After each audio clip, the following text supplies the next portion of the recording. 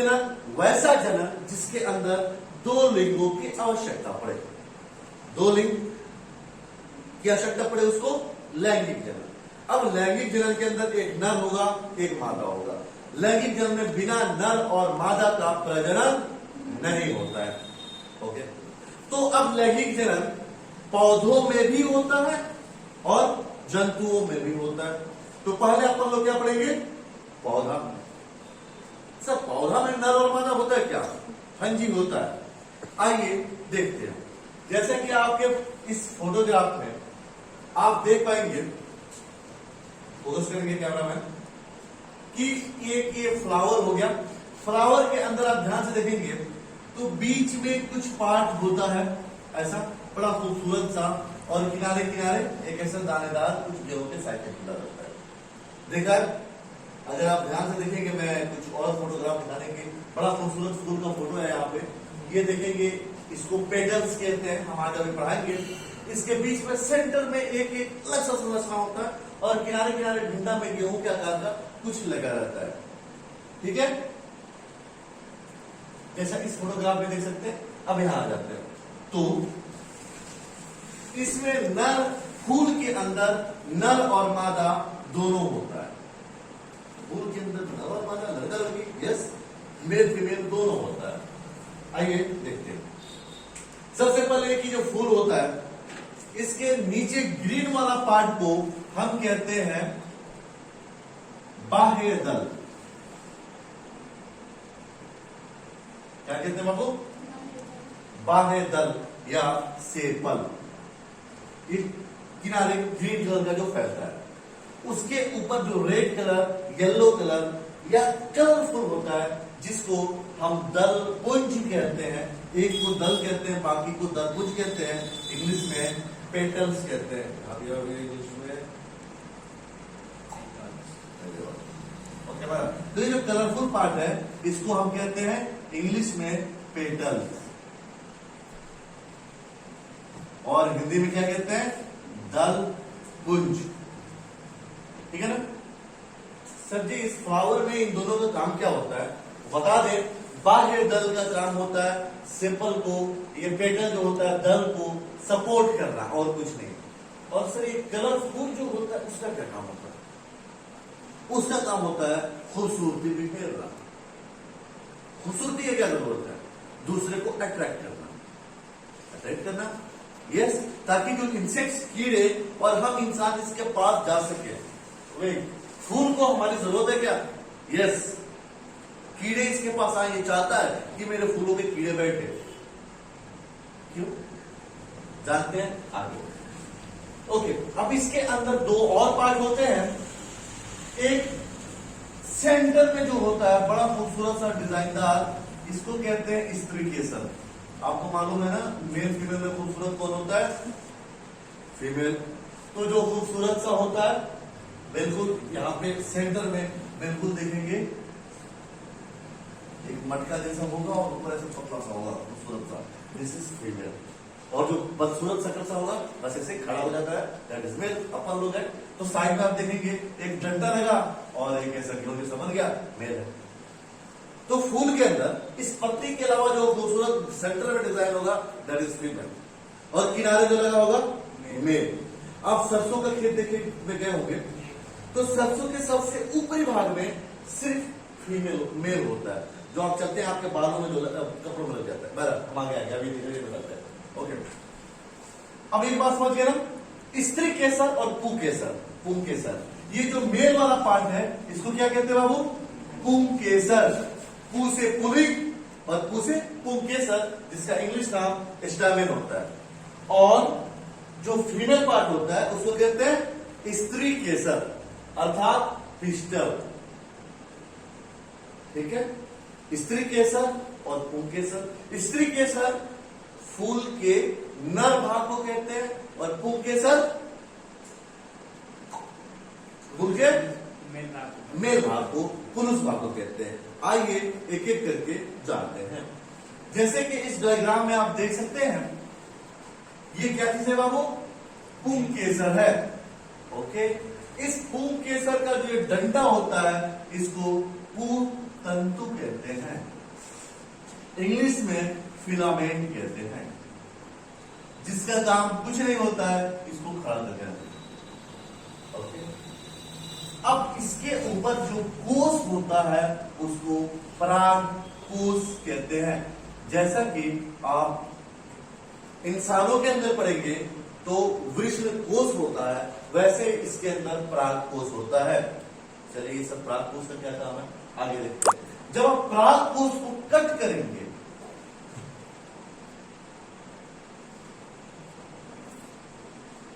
which is called in English anther, okay, पराग कोष use करेंगे एंथर। जब इस पराग कोष में इस एंथर को कट करेंगे तो इसके अंदर दानेदार कुछ संरचना कंस्ट्रक्शन दिखेगा, जिसको हम इसके अंदर, इस पराग कोष के अंदर क्या होता है बाबू, पराग कण, जिसको इंग्लिश में पोलन ग्रेन कहते हैं। क्लियर? ओके सर जी, सब कहा इतना सारा बता दिए, कंफ्यूजन हो गया। सबसे जो मेन पार्ट होता है जिसको कहते हैं पूतंतु। पूतंतु के दो भाग, एक डंटा एक मुंडी। डंटा को कहेंगे पूतंतु और जो मुंडी होगा उसको कहेंगे परागकोश। परागकोश के अंदर पाउडर जैसा कोई चीज पाया जाता है जिसको कहते हैं परागकण।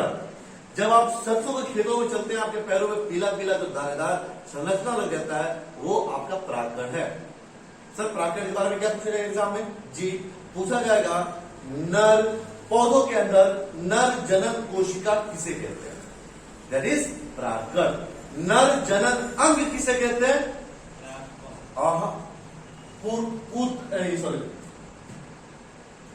पुंकेसर को, पुंकेसर को, जिसको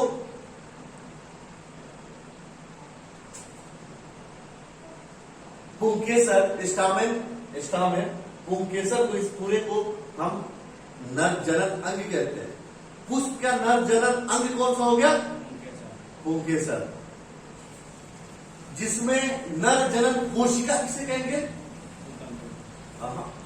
पाउडर, पराग कोश, पराग कण को, ठीक है ना?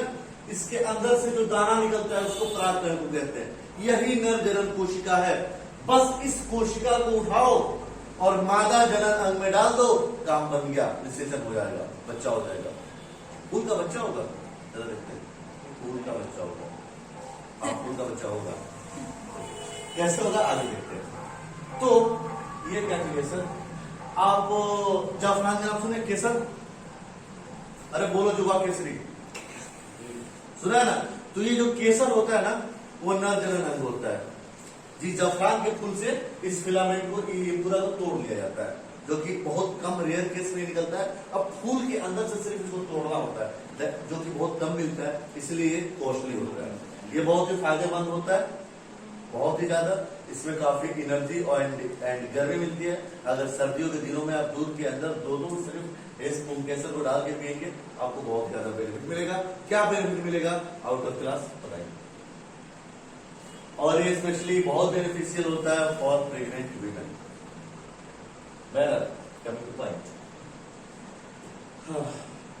मेन पार्ट में कोई दिक्कत? तो नर जनन अंग पुंकेसर को कहते हैं, जिसके दो भाग, डंटा पूतंतु, मुंडी, परागकोश। उस परागकोश के अंदर जो पाउडर पाए जाते हैं परागकण। तो पुष्प के अंदर नर जनन कोशिका इस परागकण, और नर जनन अंग पुंकेसर stamen. Is that clear? Yes और नो? अरे जोर से बोलो। यस।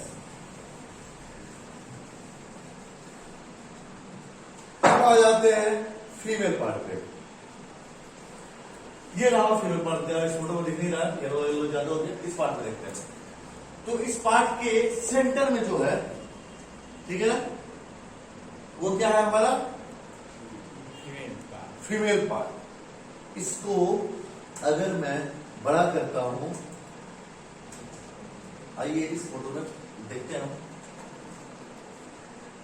ये जो फीमेल पार्ट है, इसको मैं क्या किया? अलग बनाया। चलिए मैं यहां पे अलग बनाता हूं।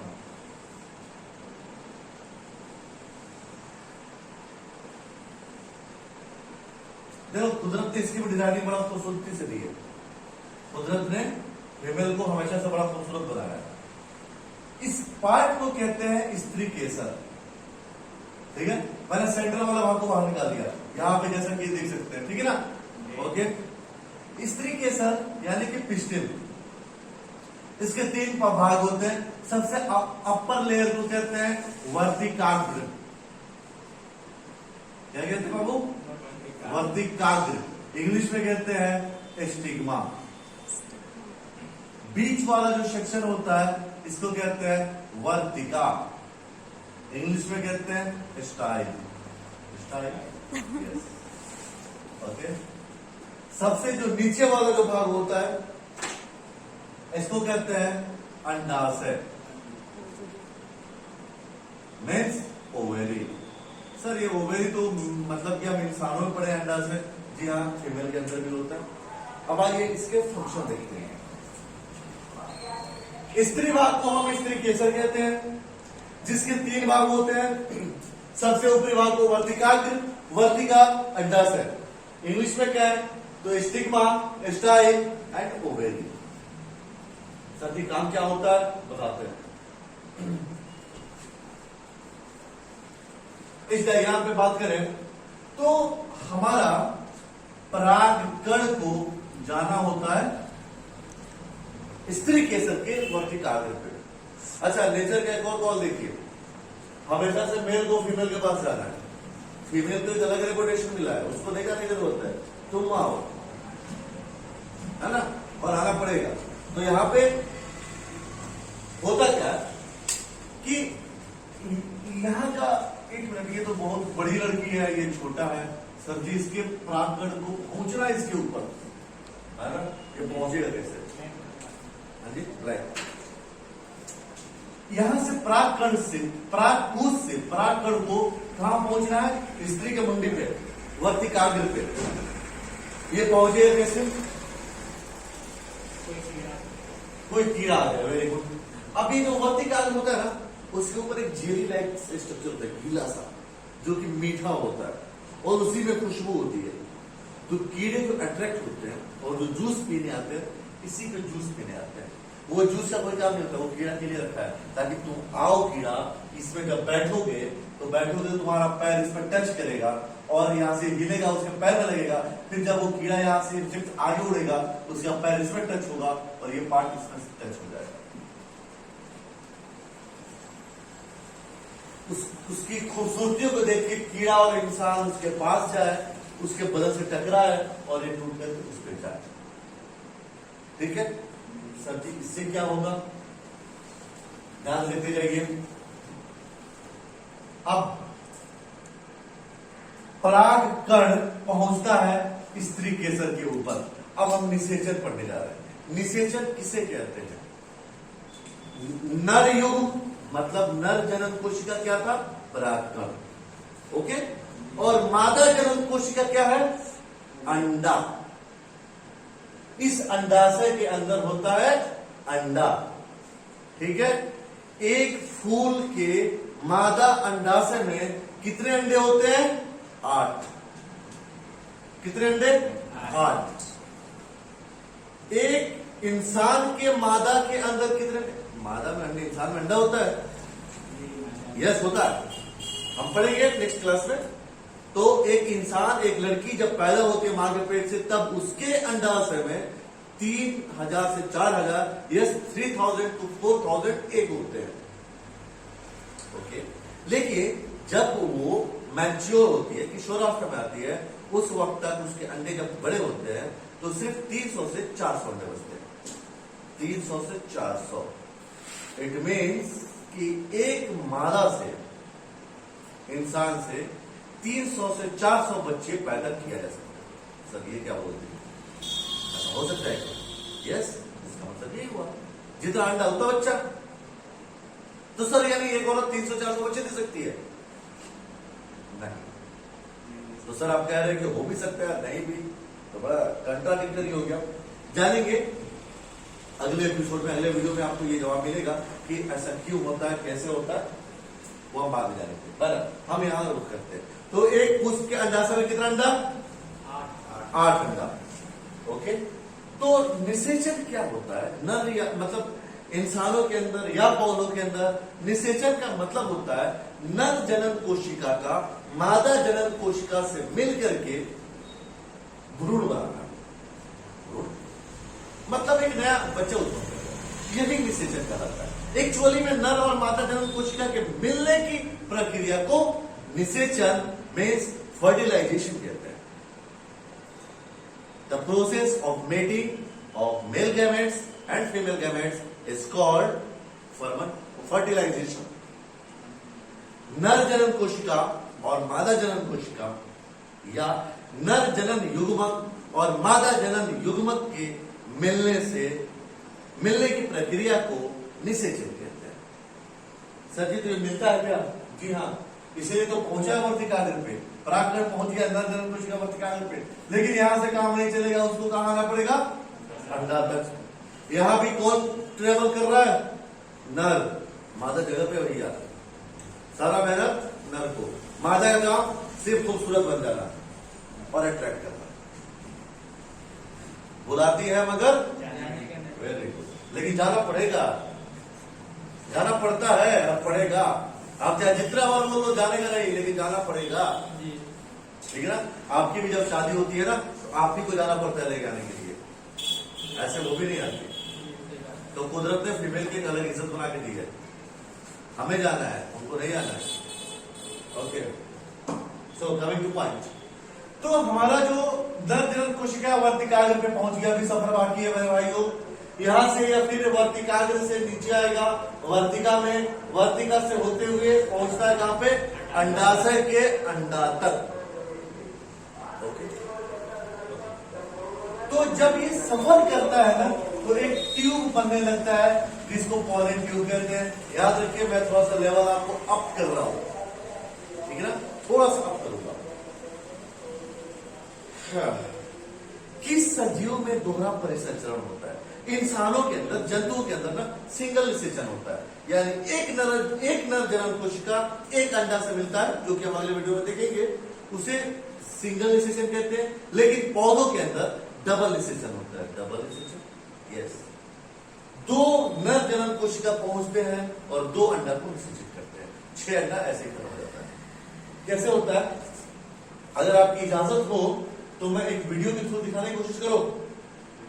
ओके, तो आइए एक वीडियो के थ्रू हम देखने की कोशिश करते हैं। ओके, मैं लाइट ऑफ कर रहा हूं, शायद मेरी वीडियो कम दिखे ताकि आपको बेहतर से दिखाया जा सके। कैमरामैन फोकस करेंगे ब्लैक साइड पे। यहां पे देख सकते हैं एक अंडाशय के अंदर 2, 4, 6, 8 अंडे बनाए गए हैं अंडाशय। इसके अंदर ये अलग अलग, ये इसके अंदर भी अलग अलग अंडा है। चलिए, यहाँ पे आप मेल पार्ट से आप परागकण को उड़ते हुए देख पा रहे होंगे। ये परागकोश यहां से उड़ के आया, एक परागकण, और ये वर्तिकाग्र पे आ गया।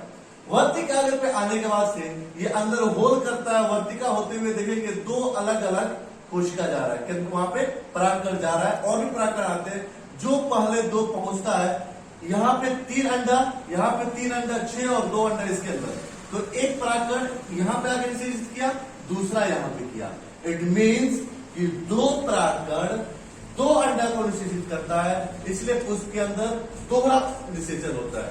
यहाँ पे आप देख सकते हैं परागकण आया वर्तिकाग्र पे और एक पॉलन ट्यूब होल करते हुए नीचे पहुंचता है। वर्तिकाग्र से वर्तिका होते हुए कहां पहुंचेगा? अंडाशय के अंडे तक।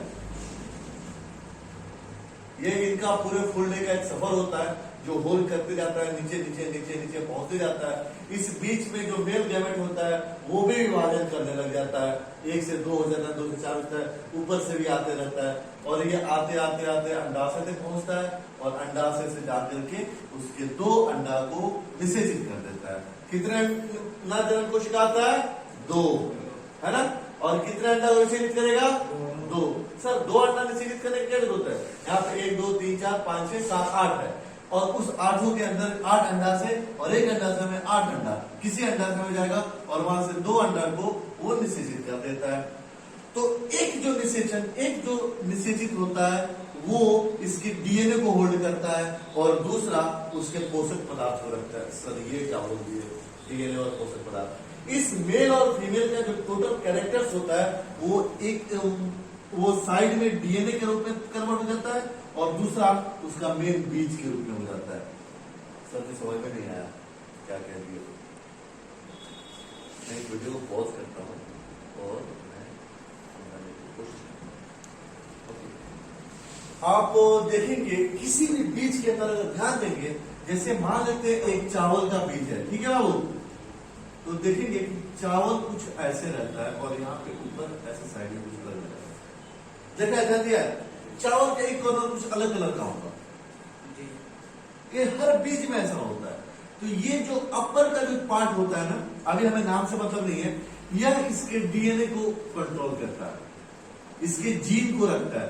सर जी ये डीएनए जीन कहां से घुसा है? डीएनए डीऑक्सीराइबोस न्यूक्लिक एसिड, जो कि नेक्स्ट वीडियो में आपको क्लियर कर दिया जाएगा। ये माता पिता के पैतृक लक्षण को लेकर के आता है। इसके अंदर समाहित होता है कि किस क्वालिटी की चावल है, इसका नर किस क्वालिटी का था, इसका मतलब लंबाई क्या थी, चौड़ाई क्या थी, मोटाई क्या थी। बाकी जो चीज होता है ये इसके लिए पोषक पदार्थ होता है। जब इसको फिर से नया पौधा बनना होगा तो यहीं से ये अंकुरित होगा और ये सब सड़ जाएगा और इसको एज अ फूड ये इस्तेमाल कर लेता है। ये थोड़ा सा ये 11th क्लास का है, उतना डीप अपन लोग नहीं जाएंगे, ठीक है ना, कि बीज कैसे अंकुरित होता है। बहरहाल तो अपन 10th तक ये समझना है कि दोहरा निषेचन किसे कहते हैं, ठीक है। ऑब्जेक्टिव में सवाल आएगा कि निम्न में किसके अंदर दोहरा निषेचन होता है, तो पुष्प के अंदर। पुष्प के अंदर कितने अंडा? 8। कितने से निषेचन होता है? 2। सबसे पहले पुष्प के अंदर 8 अंडा से एक अंडाशय में 8 अंडा, टोटल 64 अंडा। तो आपके जो 2 गैमेट्स नर जनन कोशिका जाते हैं वो वर्तिका होते हुए वो अंडाशय तक, किसी एक अंडाशय तक जाता है, उसमें किसी 2 अंडा को निषेचित करते हैं, ठीक है, क्लियर। अब जो निषेचित हुआ यानी जो नर जनन कोशिका और मादा जनन कोशिका मिलकर के बीज बना देता है और जो अंडाशय था वो फल बन जाता है। क्या कह दिए सर? जैसे मान लेते हैं आम के अंदर जब ये निषेचित होगा ना, तो जो नर जनन कोशिका और मादा जनन कोशिका जो मिला तो वो बीज बन जाता है और जो कंप्लीट ये जो अंडाशय था ये क्या बन जाता है? फल बन जाता है और ऊपर का वर्तिकाग्र और वर्तिका सूख जाता है। क्या सर ये सभी पौधों के अंदर होता है? ये पूरा फल बन जाएगा और ये एक बीज बन जाएगा, ऊपर का सब सूख जाएगा। आप अमरूद के पेड़ में देखेंगे, अमरूद के फल में ऊपर कुछ ऐसा होता है जो बाद में सूख के हट जाता है। आप अनार में ये लगा रखे देखेंगे, हर फल में ऐसा कुछ होता है जो सूख करके निकल जाता है। ओके, अब ये 9th क्लास का चीज है जो थोड़ा सा आपको मैं हिंट देना चाहूंगा। पहला चीज 9th क्लास के अंदर आप पढ़े होंगे पर परागण और स्वपरागण। स्वपरागण क्या होता है? एक ही फूल के अंदर नर और मादा दोनों भाग होते हैं और एक ही फूल के अंदर खुद से पहुंच जाता है, उसको स्वपरागण कहते हैं। खुद से मतलब कि एक ही फूल में नर मादा दोनों हो। कुछ फूल ऐसे होते हैं, कुछ पौधे जिसका एक फूल नर होता है, दूसरा फूल मादा होता है। ऐसा होता है जी। बेस्ट एग्जांपल मक्का का पौधा देखा है, नर भाग सबसे ऊपर होता है, जो धान के छिलका जैसा फूल लगा होता है ना। अच्छा, नर मादा पहचाना तो जो खूबसूरत होगा वो मादा, जो बदसूरत होगा वो नर। और नीचे देखेंगे तो बड़ा खूबसूरत सा बाल निकला रहता है रेशमी दूध से। तो कौन नर होगा कौन मादा होगा बताइए? ऊपर जो खखड़ी है वो नर और नीचे खूबसूरत बालों वाला मादा, उस नर को मादा तक आना होता है, ठीक है ना। अगर वो नहीं आया तो बीज आपके मक्का में नहीं पकड़ेगा। आप देखेंगे अगर आप किसान घर से बिलोंग करते हैं तो आपके मक्के के खेतों में किनारे के मक्का में बीज ही नहीं लगता है, क्योंकि मान लेते हैं कि जब फूल तैयार हुआ, जब निषेचित होना था तो पूरब से हवा बहने लगा, तो सबसे किनारे का जो पूरब का जो नर था वो उड़ के पश्चिम वाला में चला गया। इसके मादा पे कोई नर इधर से आया नहीं, तो उसने पेज ही नहीं पकड़ेगा, निषेचित ही नहीं होगा। ओके, तो ये एग्जांपल हो गया कि एक ही पौधे में नर और मादा अलग हो। कुछ पौधे ऐसे होते हैं जिसमें पूरा का पूरा फूल नर होगा, दूसरा पौधा मादा होगा, यानी एक पौधे से दूसरे पौधे को करना होगा। जैसे एग्जांपल है पपीता। पपीता कभी भी एक नहीं लगाना चाहिए, नर मादा आप पहचान नहीं कर पाएंगे। अगर गलती से आपने नर लगा दिया, फूल तो होगा लेकिन बच्चा नहीं होगा, मतलब फल ही नहीं पकड़ेगा। आप लोग उसको फूल बाघा पपीता कह देते हैं बोलचाल में, या खाली फूल भर लगता है, फल ही नहीं पकड़ता है उसमें। तो इसलिए दो को होना जरूरी होता है, एक 2 या 3 लगाए, जो पपीता लगाए तो एक का नर होता है, एक का मादा होता है, फिर दोनों एक दूसरे से क्रॉस करके दोनों में पौधा लगेगा। Is that clear? तो अगर 2 अलग अलग फूलों के बीच में निषेचित हो रहा है तो पर परागण, और सेम में हो रहा है तो स्वपरागण। तो एग्जाम में पूछेगा परागण किसे कहते हैं, तो निषेचन की प्रक्रिया को परागण कहते हैं। ये 2 तरीके के होते हैं, स्वपरागण और पर परागण। यहां पे आपकी ये जो क्लास है लैंगिक जनन पुष्प के अंदर, पौधों के अंदर जनन कंप्लीट होता है। नेक्स्ट वीडियो में, नेक्स्ट क्लास में हम जानेंगे जंतुओं के अंदर प्रजनन, जिसमें हम नर मादा के अंगों के बारे में, उनमें निषेचन पढ़ेंगे तथा जानेंगे कि जुड़वा बच्चे कैसे होते हैं, सिंगल बच्चे कैसे होते हैं, सेक्स डिटर्मिनेशन कैसे होता है, लड़का लड़की कैसे होता है। ये हम नेक्स्ट बात करेंगे। Thank you.